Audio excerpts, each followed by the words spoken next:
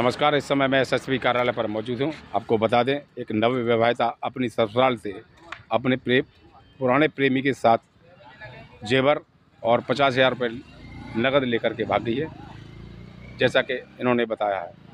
आपको बता दें, ये सुजानपुर की रहने वाली थी और नागर सालपुर में इसकी शादी हुई थी और अपने प्रेमी प्रकाश के साथ रात्रि के समय करीब 2 बजे करीब जेवर और नकदी लेकर के फरार हो गई है। ये लोग काफ़ी परेशान हैं, जिसकी इलाका थाना खैर में शिकायत की, चौकी पर शिकायत की, लेकिन इनकी कहीं पर भी किसी तरह की कोई सुनवाई नहीं की। आज ये कप्तान ऑफिस पर आए हैं। अभियुक्तों को गिरफ्तार किया, उनमें दुष्यंत पुत्र जसराम निवासी कानपुर थाना सोरो कासगंज लिखकर बताया गया है। और वही रोहित पुत्र रविकांत निवासी नगला ताले थाना सोरो जनपद कासगंज बताया गया है। दीप पुत्र हरवी निवासी मलिकपुरा थाना सोरो जनपद बताए गए हैं।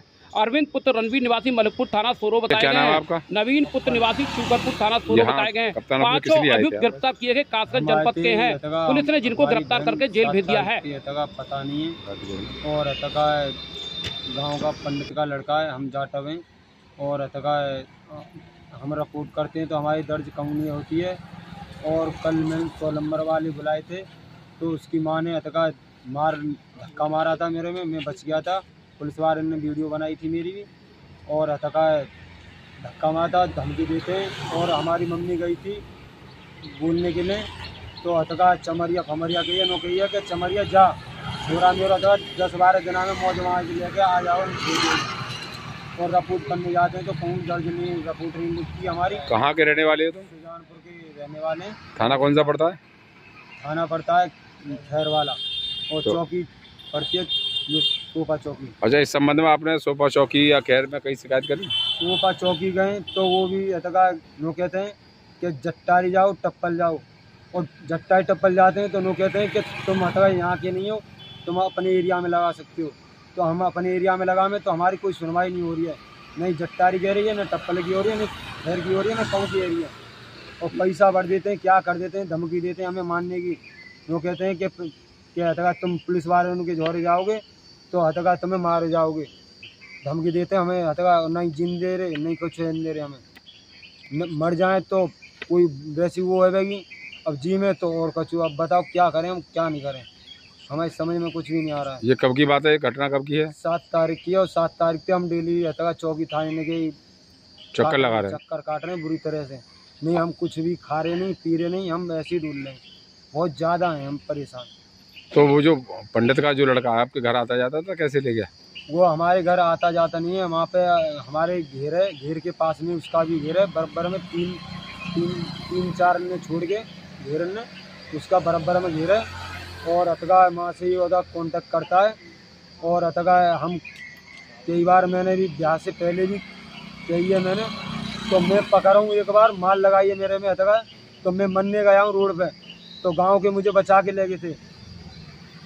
तो ये आपकी बहन की शादीशुदा है या बगैर शादी? अब शादी हुई है 30 तारीख की, अभी 3 महीना भी नहीं हुए। अच्छा, कहाँ शादी हुई थी आपकी बहन की? ये हुई थी नागर।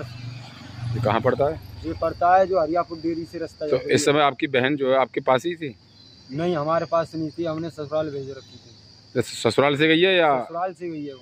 और ये लड़का कहाँ का रहने वाला है? का लड़का है, ये रहने आप ही के गांव का रहने वाला है? और ये 4 ने की गैंग है, बहुत फ्रॉडी आदमी है। 4 लोग कौन कौन है? हमें 4 ने के नाम लिख रहे हैं। और एक कपिल है और एक वो है जाते हैं। तो अब आपकी बहन का कोई पता चल नहीं रहा है? एक का नाम बनवारी है, एक का नाम पप्पू है और एक का नाम वो जो लड़का लेके भाग गया है उसका नाम पूपन है, उससे नाम प्रकाश बोलते हैं। और वैसे गांव में पूपन के नाम से जानते हैं उसे, और तो वैसे प्रकाश है उसकी वो और थाने वाले भी आपकी सुन नहीं रहे? कोई भी नहीं सुन रहा है, कोई भी नहीं सुन रहा है। तो आज कप्तान साहब के यहाँ आए थे, किसी ने आश्वासन दिया आपको? हमसे की थी जब हम आए हैं यहाँ पे हो जाए तो बहुत मेहर होगी हमारी। नहीं, यहाँ कार्रवाई आपने यहाँ एप्लीकेशन दे दी है? क्या कह दिया उन्होंने? उनने कह दिया है कि 1-2 दिनों में तुम्हारे पास खबर आ जाएगी। यानी आश्वासन दे दिया आपने कार्रवाई? क्या मामला है? मामला क्या है, मेरी बहू रात के 2 बजे के बाद में 4 बजे के बाद बीच में गायब हो गई। अच्छी खासी सोई थी घर में। अच्छा, कौन भगा ले गया आपको, ये जानकारी है? कैसे गायब हुई? मुझे क्या पता कैसे गायब हुई, पर ये लड़का आया था, लड़की का भाई जो तो इसने कहा कि मौसी तुम्हारी दुकान पे कोई आया था बुलेट पे। मैं कि नहीं भैया बुलेट पे तो जो मर्जी आता रहता है, मेरी दुकान है परचूनी की दुकान है, तो जो मर्जी आता रहता है, मुझे क्या पता उस पर क्या मोहर लग रही है।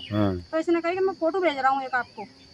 तो इसने मेरे पास फोटो भेजा उस लड़के का कि इसे जानती हो तुम। मैंने वो फोटो देखा, फोटो देखने के बाद कही मैंने हाँ भैया ये तो 2-3 बार आया मेरे घर दुकान पर, सिगरेट भी पी है और स्ट्रिंग भी लेके पी है, इसने खड़ा भी हुआ है वहाँ पे। तो जब पहचान करी है मैंने उसको। अच्छा, उसने कही है कि मौसी ये उसी के संग ये लड़की और उसी का मैटर है ये। तो आपके घर गया था कभी आपके बहू के सामने? बहू के सामने नहीं, मतलब मेरे से दुकान पे सौदा लेके आया है, सिगरेट वगैरह पिए में खड़ा हुआ है। जब वहाँ उसका कोई मैटर ही नहीं है, कोई रिश्तेदारी नहीं है, तो वहाँ क्या मतलब पड़ता है जाने का। घर देखने के बहाने वो मेरे घर देखने गया था, क्या करने गया था ये मुझे नहीं पता, लेकिन वो मेरी दुकान पर गया है, मेरे से 2-3 दिन बीड़ी सिगरेट लेके पी है उसने और मैं ही बैठी दुकान पे। नहीं, वो कहाँ का रहने वाला है? वो सोफा सुजानपुर का ही है।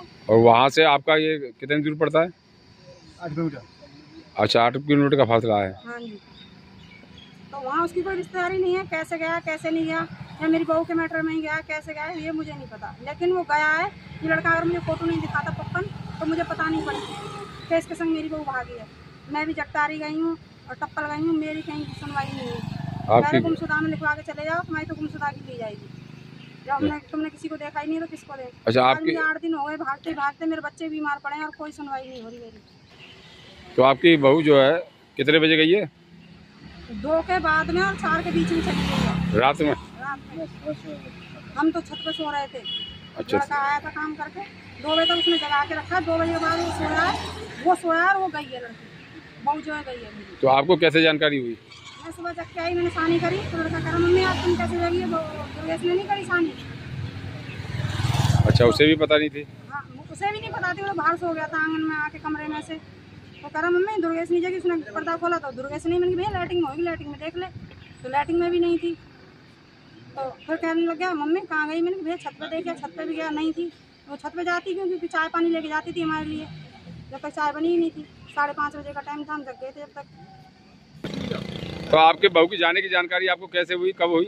जानकारी क्या, जब हमने बहू देखी तो बहू के बाद हमने सौदा देखा। हाँ। तो एक ही दिन पहले उसके पापा मिस्त्री हैं, वो पैसा लेके आए थे 50,000 रुपये। अच्छा। उस दूसरे लॉकर में पैसे रखे थे, दूसरे लॉकर में चीज़ रखी थी ना, तो उसमें चीज़ थी, उसमें सोने का मंगलसूत्र है, एक टीका है सोने का, एक नाक की नथ है और एक हाथ की अंगूठी है और 4 जोड़ी पजेब। यानी सोने का जेवरात और चांदी के सभी लेकर के फरार होगी। 50,000 रुपये। और 50,000 रुपये जी। तो क्या वो आपके यहाँ जो स्ट्रिंग आके पीता था दुकान, वही वो लड़का ले गया? हाँ जी, वही लड़का था। जब मैंने देखा है तो वही लड़का था, नहीं तो उसकी कोई रिश्तेदारी नहीं है। तो पप्पा ने दिखाया है मुझे, उसने पप्पा ने बताई है। हाँ, बाद में आपको जानकारी हुई? बाद में जानकारी है ना, और वो पहली बार मैं देखती उसे कि भैया तू क्यों आया सुजानपुर से, तो मैं उससे पूछती। जब वो दुकान पर तो कोई भी आ सकता है ना।